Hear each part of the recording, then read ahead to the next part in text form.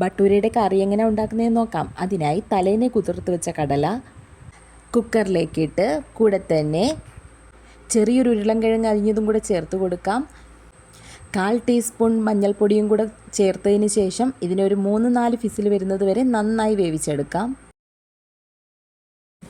ശേഷം ഒരു കടായിയിലേക്ക് എണ്ണയൊഴിച്ച് കടുകിടാം.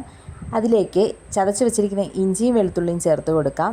നന്നായി ഇളക്കി കൊടുത്ത് ഒന്ന് മൂപ്പിച്ചെടുത്തതിന് ശേഷം അതിലേക്ക് ചെറിയ സവാള അരിഞ്ഞത് കൂടി ചേർത്ത് കൊടുക്കാം.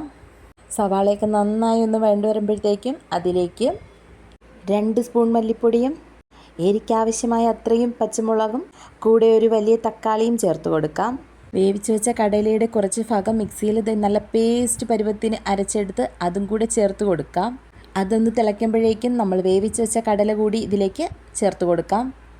ഇനി ആവശ്യമായ ഉപ്പിട്ട് കൂടെ തന്നെ ഒരു ചെറിയ സ്പൂൺ അളവിൽ കറി മസാലയും കുറച്ച് മല്ലിയില കൂടി ആഡ് ചെയ്ത് കൊടുത്താൽ നമ്മുടെ ബട്ടൂര കഴിക്കാൻ ആവശ്യമായ ടേസ്റ്റിയായ ചോളക്കറി ഇവിടെ റെഡി ആയിട്ടുണ്ട്.